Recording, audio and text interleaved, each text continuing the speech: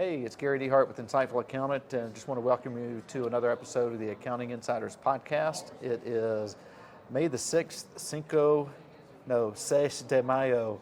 We're at recording here at GrowCon 2025. I've got Cashflow Mike. You may know him as Mike Milan. Everybody knows him as Cashflow Mike, but thanks for taking a few minutes. Good to see you again, my friend. Every time I see you, I want to spend time with you. Right. You know that. Yes, I know, Of right? course. So you're an exhibitor here, you're a speaker here, you do some webinars for us, you're doing some speaking around the country.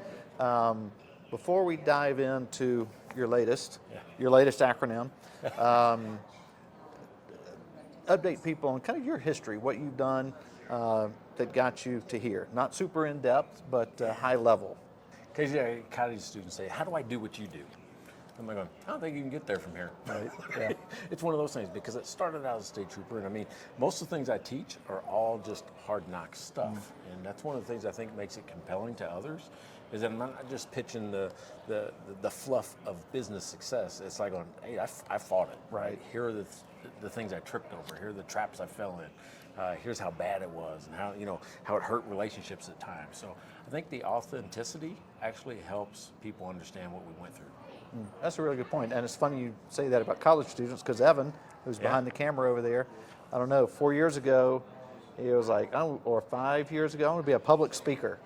Like, well, before you can be a public speaker, you got to know something.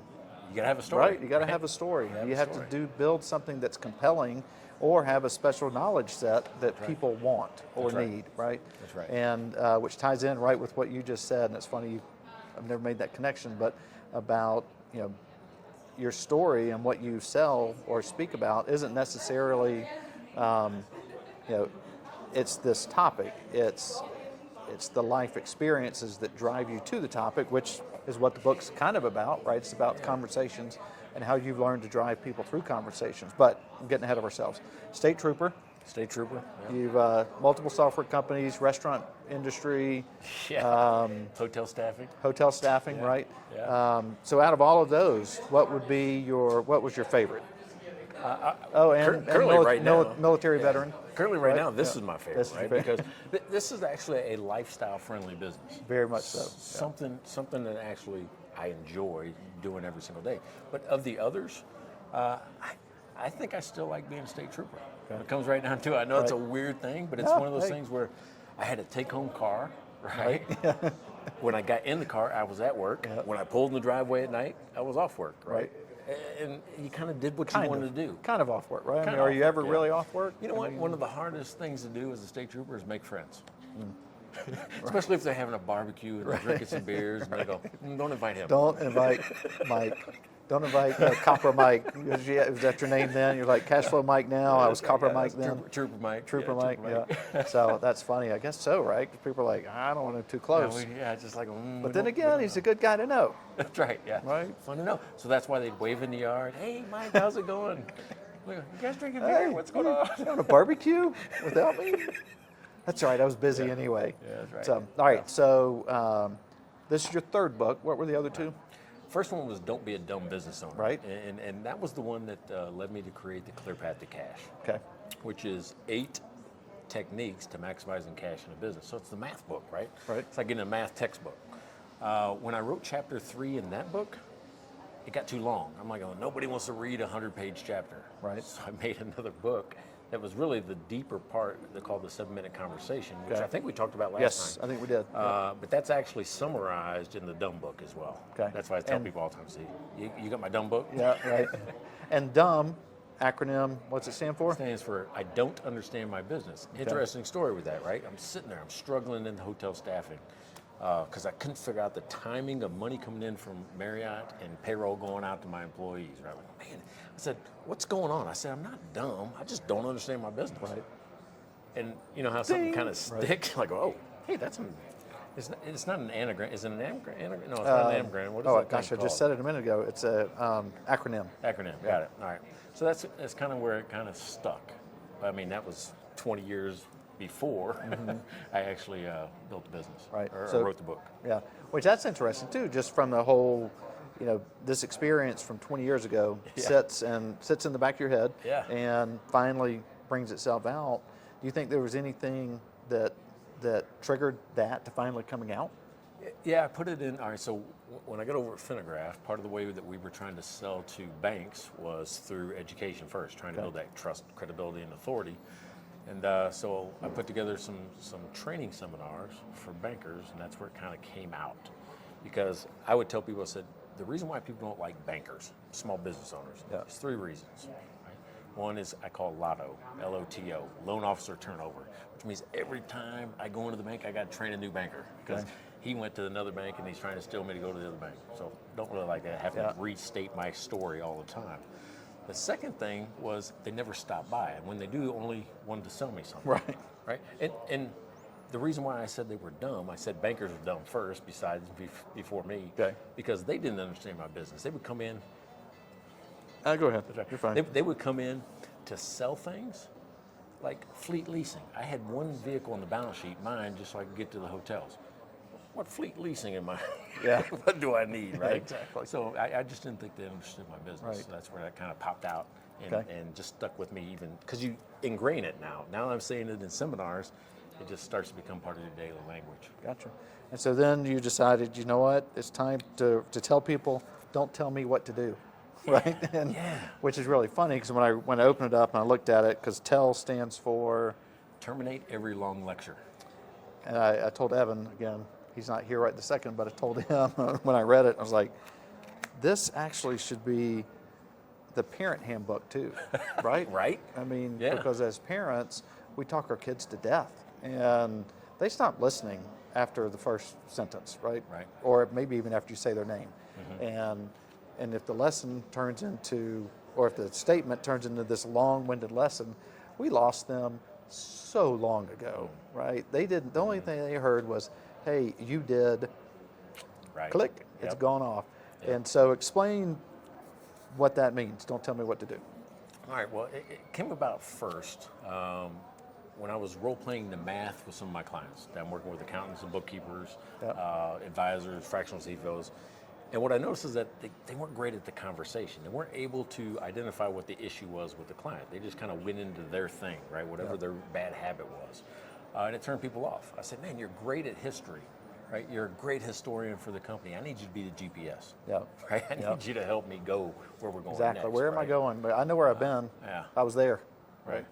Well, and from being a state trooper, I learned this thing called verbal judo. And verbal judo is about de-escalation. Because I'd rather talk to you for 30 minutes and fight you for 3. Right. As a trooper, because you just don't want to. So verbal judo was about just, hey, getting people to be committed to whatever's going to happen next, not compliant to what I was telling them to do. Because I don't know about you, I don't like to be told what to do. Right. Yep. My wife would agree with that. Yes. So I'm like, I don't think anybody likes to be told what to do. Yeah, so that's what I'm saying. Don't tell me what to do, but I still need you to take action. So what this book is it's 8 questioning techniques that help people identify what the burning issue is. Right. The issue I call burning issue is that's the thing that's hurting your business, keeping cash leaking out, those type of things. I want you to be able to say it yourself. Right. So these questioning techniques come from being a cop. Right. And believe it or not, you probably heard me say it on stage today, watching hoarders. Right. Yes. Yeah. Right. Well, and that's interesting. I think we even talked about that yesterday, the psychological standpoint of that. So talk about that, because I think that's something that most of us don't really ever make that connection, right? Well, yeah, and especially when you're with somebody that you think is, I'll just use the word authoritative, like your accountant, like you're judging me. Everybody expects you to judge them. You see my numbers, you know how much is in my bank account. So if I think you're the person that could judge me, because you know what you're looking at and I don't know what I'm looking at, if I think you're the person that's judging me, I'm defensive. I'm already got my hands up like, I'm going to keep you at arm's distance and just tell you what you need to know. Well, you got to break through that. And the way you do it is stop being judgmental, stop being accusatory. Let them say what the problem is, right? And you do that through questioning. I like that. And so the hoarding thing example that you used on stage this morning, walk through that, because that's such a good example of how they de-escalate, or how they again hoarding is great, because you're a psychiatrist, you're coming into my house, I am I've got my ears closed. I've got my armor is on. Yep. And I'm ready to fight. Right. Yeah, and the thing is, everybody sees the problem, right? It's not hidden in a hoarding situation. Yep. Just like I was telling them on stage today it's not hidden on the financials either. You can see the problem. Yep. The thing that I think that I learned the most from a psychologist that I'm trying to get accountants to do is stop trying to fix the problem you see and start fixing the problem they feel. Mm-hmm. Right? So that's kind of the message I'm trying to get across. And the way you do that is get them to say it. Because if they say it, it's real. Yep. Right? If they say, yeah, it's a mess. Yeah, I'm hoarding. Yeah, it's chaos in my house. If they do that, they already know there's a problem. They're more willing to take action to fix it. Right. Yeah, or if you can get them to say, to admit, not the right word, but get them to identify that, hey, every month I'm barely making payroll. Yeah. Right. Yeah. And you can get them to identify that, right? Then, as their accounting pro, you can start working on that. All right. Well, great. Well, let's dive in. What do you spend? Why are you spending? Why are you spending $500 on Starbucks a month? Let's change that. Yeah. And start identifying it, and then you're on their side. That's right. Right. You're not in front of them, confronting them. Yeah. You're lockstep marching with them. Yeah, what's so interesting about that, and this is where it hit home with me in hoarders, is that there's a mother and a daughter, right? And the psychiatrist is there, psychologist. One or the other. Yeah, one of I those, don't know right? the difference. But when the psychologist speaks, she's committing freely to talk back. As soon as the daughter speaks, she shuts down and becomes defensive. And it's like, Mom, this house is killing you.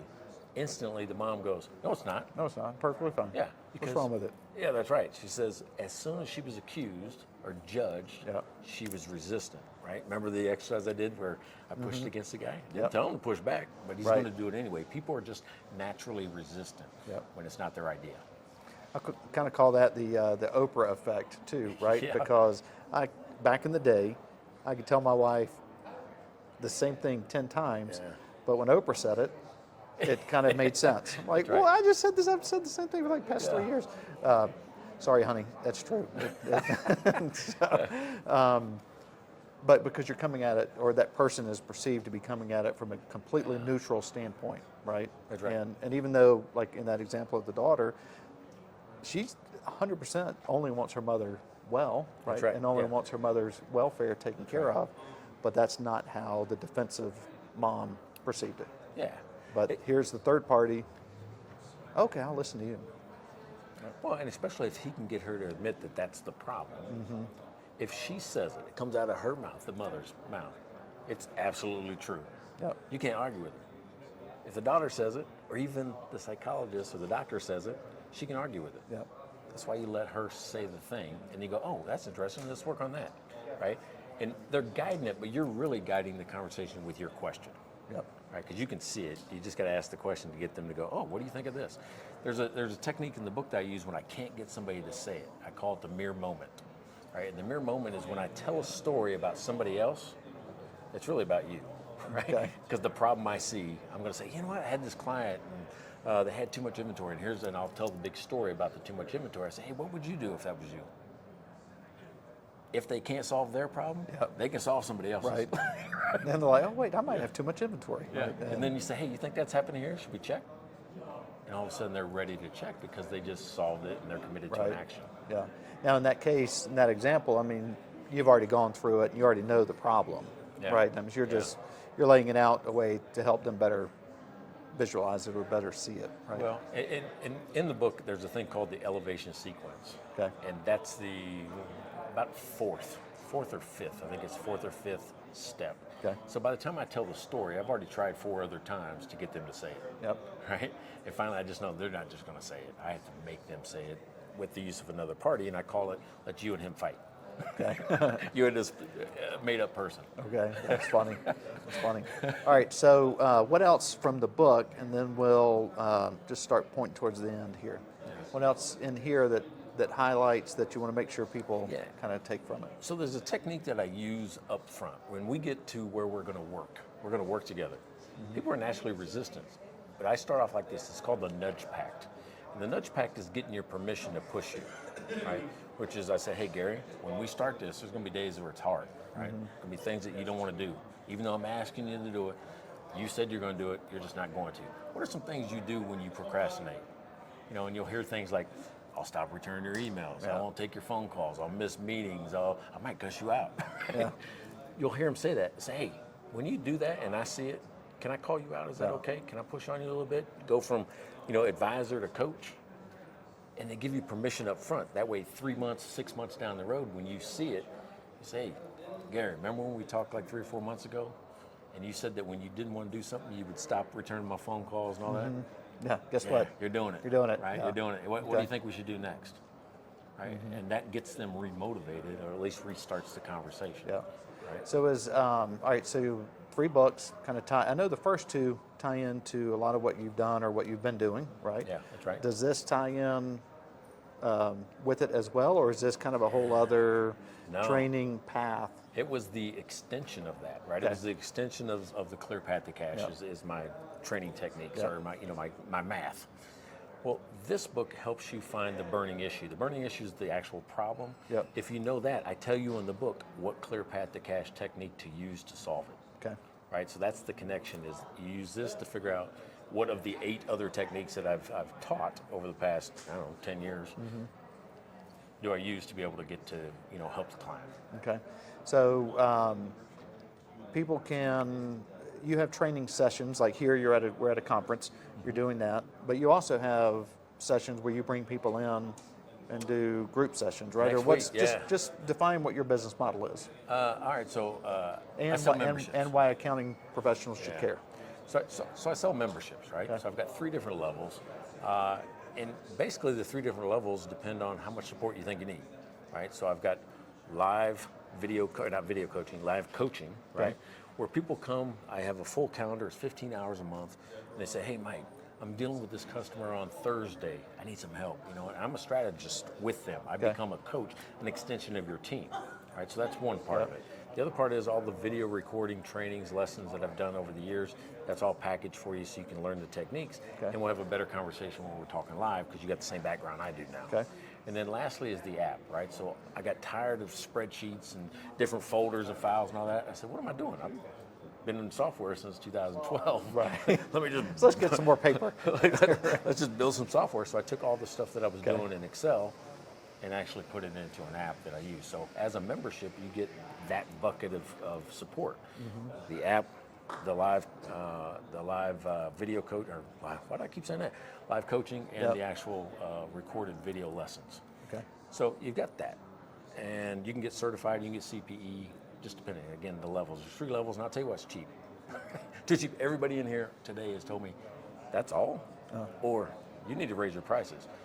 I will. I will. But right now we're better building jump a in there now groundswell. because the price is going up. Yeah, well, and that's exactly right. So it's anywhere between $169 a month and $299 a month. Okay. And that's for, if you got 100 clients, use the app. If you got 3 clients, use the app.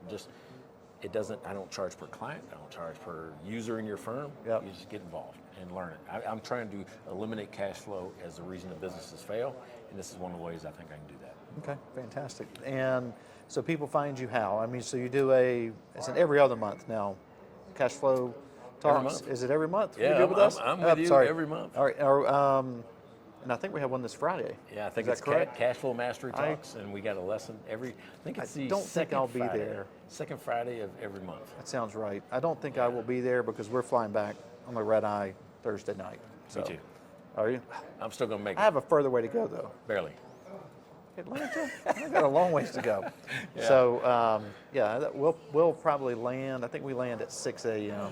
something like that. But I would be back by 6 p.m. on Thursday, so I can make it. well, that's not a red eye. Well, We don't even leave here till 11:30. seems late. So it'll be you and Matt most likely on Friday. But so you've got that you do with us on a monthly basis. How else can people find you? I know you go to other shows. Where are you going to be out and about? Well, I do 3 times a year. I do a 2-day seminar in San Antonio. I mean, All right. people can come to that. That's an immersion course, right? Because we go over everything, and we do role plays. I got this whole case study this time. We're going to do one next week, next Friday and Saturday in San Antonio. And I always do it on Fridays and Saturdays. So you can come in Thursday night. I take everybody to dinner. Friday and Saturday night, you could be at the Riverwalk, the Alamo, and all that. And then I got a 2-day case study where we go through all the techniques because it's built so it builds upon itself throughout the whole thing. Yep. And so you get practice. I don't want you to go out there and the first time you've ever used my stuff is in front of a real client. Right. I want to role play with you. I want to show you how to do it. I want you to get comfortable with the tools so that you're really prepared. So what do you say to the person that's like, I don't do role play? Okay, don't. Do you like that? I mean, just don't. I mean, I can't force you. Yeah, what are you going to do? I'm no longer a state trooper. I can't arrest you. So, but is that a pushback? I mean, do you get people who are like, I'm just not comfortable doing that? No, actually, most people want to do it. Okay. Because everybody learns different, right? Some people can just hear it and say, oh, I got it. If I just hear you say it enough times, I can get it. Some people have to write it down, right? Take notes. Some people have to see it on the board, right? See the words or the technique on a video. Other people have to do it, right? I don't know how kinetic stuff works, but it goes up, through your body and into your brain somehow. But when you do it and you say it, it becomes part of it, right? It becomes part of your language and part of what you do. Okay. And they can find you at cashflowmike.com? Cashflowmike.com, man. Best It's place. the easiest name in the world. All right. It's a funny nickname I got, but I leaned into it. Yeah, You know why the not? hardest part about being Cashflow Mike was the embarrassment of the first couple times I called myself Cashflow Mike. Well, Cashflow Mike, I mean, I said, well, yeah, I am Cashflow Mike, so hey. That's what I am now. Embrace it. Yeah. No, that's I'm just fantastic. leaning in, so. All right. Hey, Well, enjoyed it. yeah, Great man, catching up. appreciate you. Good Thank seeing you you very again. much. And we'll see you in scaling, right? See, You're going to be in Orlando? You're not I won't going to be there. Orlando. Man, Joe, I'm sorry, buddy. I thought it was on Father's Day, and I got grandkids, and I was going to go do that, and then I find out, oh no, it's not on Father's Day. So Not on Father's Day. next year. I'll be Next there. year, as long as it's not on Father's Day. Because it might be. It has been in the past. No, I'm committing now. But if you ever noticed, it's never on Mother's Day. Right. A different story for a different time. I'm kind of glad though. Yes, I'm kind of absolutely. glad. So, Don't all need right. that one. All right. Again, Hey, enjoyed thanks, it. sir. It's always a Appreciate you. pleasure. All right, now. All right.